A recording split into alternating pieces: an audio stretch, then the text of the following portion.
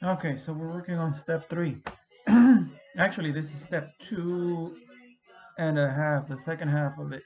Um, Now, in class, we had summarized this picture.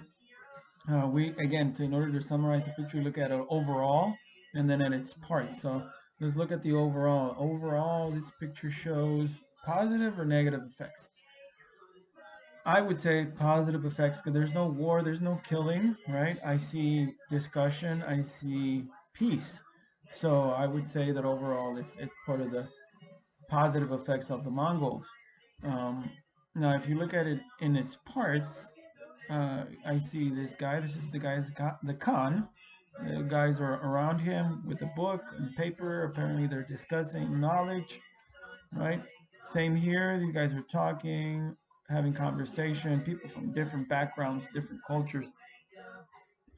So I would say that this is an example of if we go back and look at our objectives for this unit, an example of the Mongols spreading knowledge and spreading technology. Why do I say spreading knowledge? Because they're having conversation here and they're probably spreading the knowledge they're getting from these books. That's the technology that's being spread, paper and books, right? And this would be the Pax Mongolica we talked about, the Mongolian peace that the Mongols spread after they took over places. So that's what, to me, what this document would symbolize.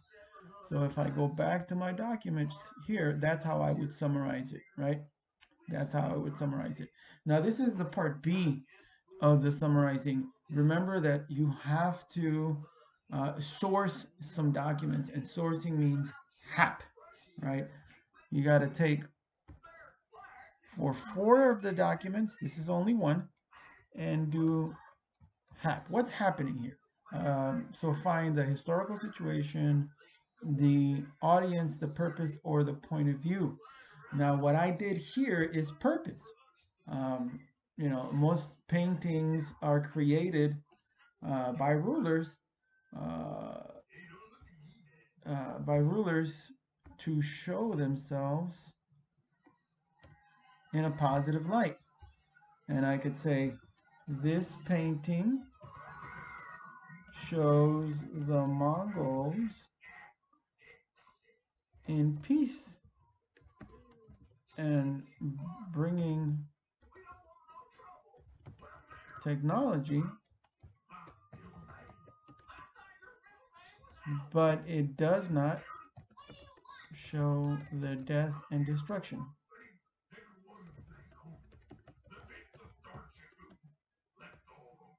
Because commissioned paintings are always biased. What do I mean by commissioned? I mean that the painter was paid by the Khan or by the ruler.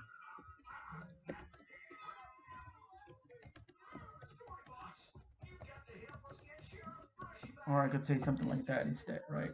That way you don't have to like say all of this. You can say it like that or say this. The reason I want to say this is because it connects it to my thesis statement about positives and negatives, okay?